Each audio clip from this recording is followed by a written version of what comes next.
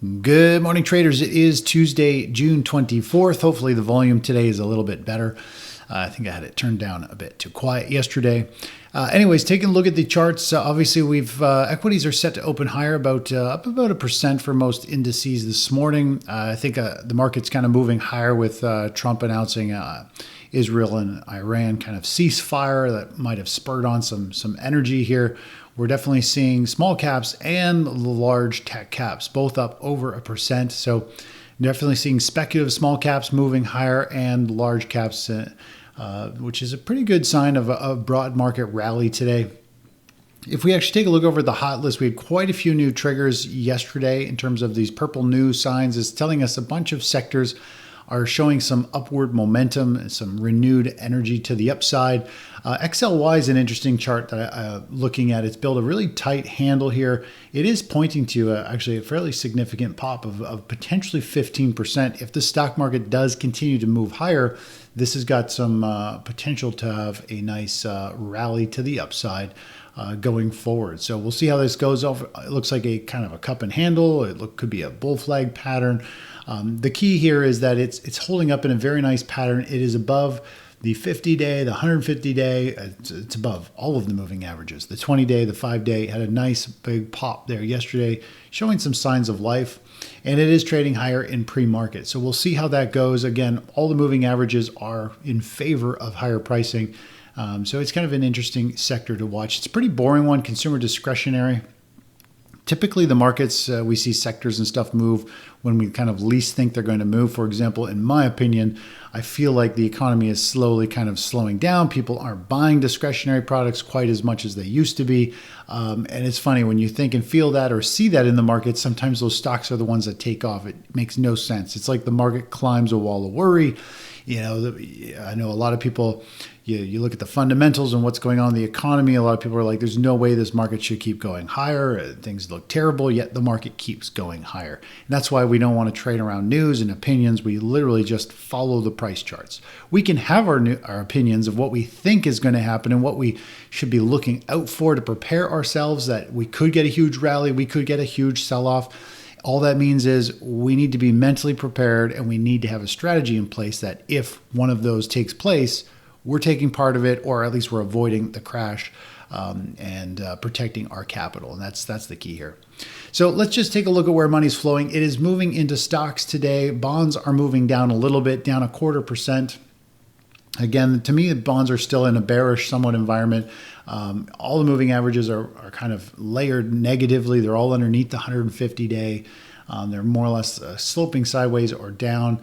Short-term momentum for bonds have just turned green, but in the grand scheme of things, it is at resistance.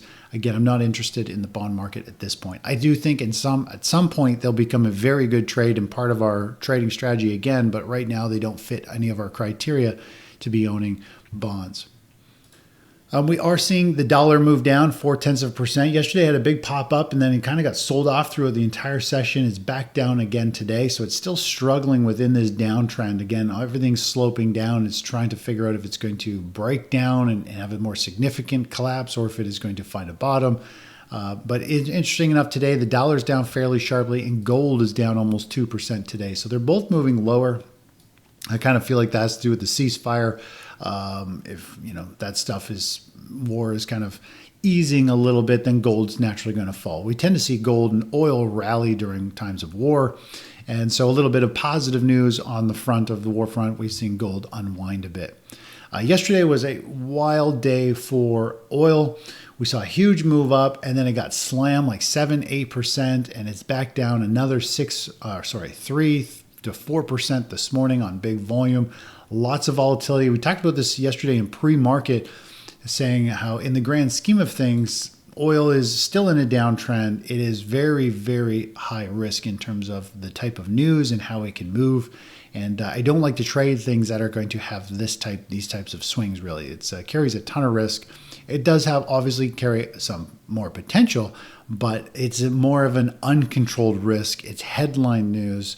And it can move massive percentages in one day, just beyond what I prefer to have, my portfolio exposed to. So generally don't like to get involved with stuff like this. And this is a perfect example of it can go straight up and come straight back down.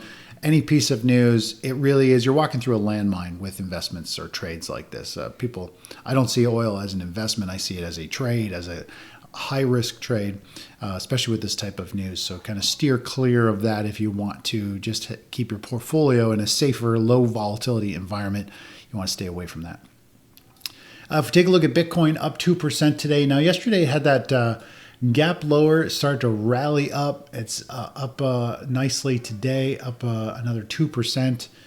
So it is having that push, and looks like maybe this was an exhaustion type of low, meaning it opens lower, spooks whoever is left who's about to spook out, does get spooked out at a drop, and then the market takes off. In the grand scheme of things, with our band strategy, we are still long Bitcoin using IBIT. We've had this bull flag pattern forming where it's rallied up, it's flagging sideways here or downwards, which is seen as a halfway point. It's flagging right through this previous high, which is a good thing, and it is pointing to higher pricing on the chart, potentially $134,000 or $135,000 per Bitcoin is that next kind of key target if it was to really unleash the fury and start to run here. Yesterday we talked about how gold miners had dipped into this oversold territory, similar to what it had done before, and usually we see the market want to, if it's in an uptrend, after an oversold lime green area, we tend to see the market want to rip higher. We saw that yesterday. The market opened, had a big pop. It's got a tight bull flag. Definitely volatile with gold down today. We're actually seeing it fizzle right back down. It's probably going to drop right back down to the 20-day and into a lime green oversold territory. These are very short-term type of moves or short-term sentiment extremes in the markets. And again, this is just showing the type of volatility we have where miners can have a huge move one day, same with gold, and back down the other day. That is usually a sign of increased volatility, increased risk. Usually means we're getting closer to kind of a topping or a major trend reversal. And the trend has been up for gold and miners and things like that. So volatility is just a sign is a warning sign, again, to be cautious and have strategies in place so you're not holding on to something if it goes dramatically in the wrong direction against you. Now, I shared this chart in the afternoon update or evening update last night. We've had a lot of members. I was away for the last couple of weeks and skimming through all the messages and comments and things like that. A lot of people were saying how the markets were really wild and crazy while I was away. Volatility was huge. And I explained, if you haven't read our last night's update, make sure you read that in our members area. Very, very powerful, I think, message and showing how easy it is to get hung up on the news and how it amplifies your emotions, where every little wiggle on the chart feels like a crisis.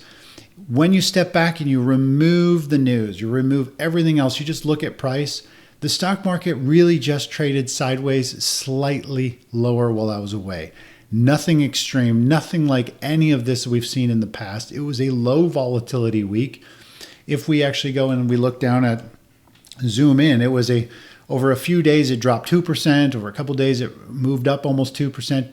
These are normal daily moves. Again, just because there's headline news of what's going on doesn't mean it's an extreme move. And it just goes to show how easy it is to get out of whack with emotions and how very calm price action feels extreme. And so the market is setting up it is bullish. It's a series of rallies and pauses, and it looks like it could very easily push, and we could rally to new all-time highs.